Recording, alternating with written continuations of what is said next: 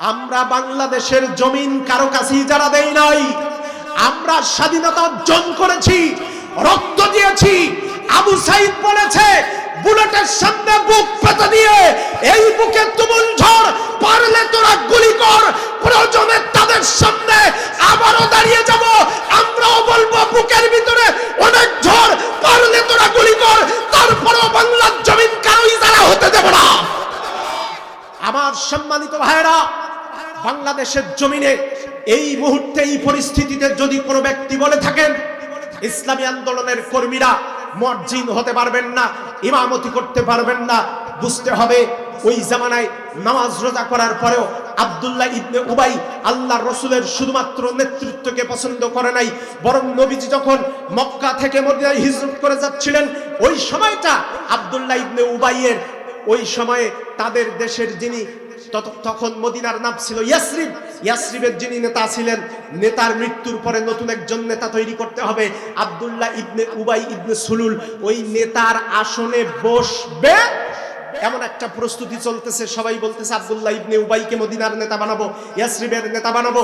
এমন একটা পরিবেশ যখন তৈরি হয়েছে, ঠিক সেই সময় মদিনাওয়ালা নবী মক্কাতুল মুকাররমা থেকে হিজরত করে সাহাবায়ে কেরামকে নিয়ে যখন আল্লাহু আকবারের ধ্বনি দিয়ে মক্কাতুল মুকাররমা থেকে 100 মাইল পথ পাড়ি দিয়ে মদিনায় প্রবেশ করলেন, আব্দুল্লাহ ইবনে উবাই তখনও আল্লাহর রাসূলকে সালাম দিয়েছেন, জড়িয়ে ধরেছেন, কপালের উপরে চুমু খেয়েছেন, সব করেছেন। বরং নবীকে তিনি আহলান সাহলান জানানোর জন্য বাচ্চাদেরকে নিয়ে অনুষ্ঠানের আয়োজন করেছেন।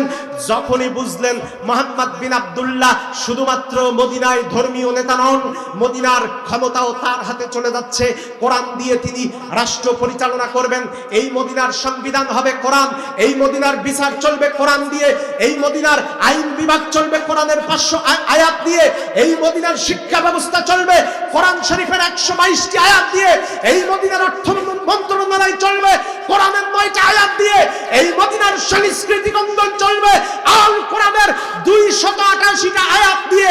এটা বুঝতে পারার কারণে আব্দুল্লাহ ইবনে উবাই ইবনে সুলুল আল্লাহর রাসূলকে এত মহব্বত করার পরেও শুধুমাত্র নবীজি যাতে কোরআন দিয়া দেশ পরিচালনা না করতে পারেন এই বিরোধিতা করবার কারণে আব্দুল্লাহ ইবনে উবাই ওই কোরআন এবং হাদিস বর্ণিত জাহান্নামের সবচেয়ে নিকৃষ্ট জায়গায় তার অবস্থান হবে। সুতরাং আজও যারা বাংলার জমিনে নামাজ পড়েন, রোজা করেন, হজ করেন, যাকাত দেন, বিভিন্নভাবে মানুষকে উপকার করে নিজের অবস্থান সুসংহত করতে চান, করুন। আপনার দলীয় আপনার চিন্তা চেতনার উপরে আঘাত করার কোনো অধিকার আমাদেরও নাই। আমরা শুধুমাত্র দাওয়াত দিতে পারি, কিন্তু সেই দাওয়াতি কাজেও যদি আপনারা বাধার সৃষ্টি করতে চান তাহলে আমাদেরকে আর চোখ রাঙ্গানি দিবেন না। পাবনার আটঘরিয়া থেকে আমাদেরকে চোখ রাঙ্গাইয়া বাংলার জমিন থেকে আমাদের এই চূড়ান্ত পথ করে উঠতে যাওয়া পতাকাকে অবনমিত করতে পারবেন না। বরং বিগত জিন্দেগিতে যেমন করে জীবন দিয়েছি আবারও জীবন দেব, ঘর ছাড়বো, বাড়ি ছাড়বো, তারপরেও ইসলাম এবং দেশের উম্মার স্বার্থে এতদিনও ছিলাম সামনের কাতারে, সামনের দিনগুলিতেও পিঠ দেখাবো না, বরং বুক দেখাবো। কিন্তু আল কোরআনের বিজয় ছাড়া আমরা কেউ ঘরে ফিরবো। আমার ভাইরা, রাগ করেছেন আপনারা? এই দেশটা নিয়ে চূড়ান্ত সর্বোচ্চ পরিমাণে ষড়যন্ত্র হচ্ছে, যেই ষড়যন্ত্রের ব্যাপারে আপনি আমি এখনো বুঝতে পারছি না। নিজেদের ভিতরে হানাহানি, নিজেদের ভিতরে কথা কাটাকাটি, বিভিন্ন রকমের বিষয় নিয়ে ফিতনা তৈরি করছি, আর ঠিক তারা তখন আমাদেরকে আটকানোর জন্য চূড়ান্ত ভাবে তারা প্রস্তুতি নিয়েছে। নুসরাত ফারিয়ার মতো ফ্যাসিবাদের চূড়ান্ত একজন দোসর গতকাল গ্রেপ্তার হলো, আজ তাকে ছেড়ে দেওয়া হয়েছে, অথচ আমার এটিএম আজহারকে এখনো ছেড়ে দেওয়া হয় নাই। কোন কারণে ছেড়ে দেওয়া হয় নাই?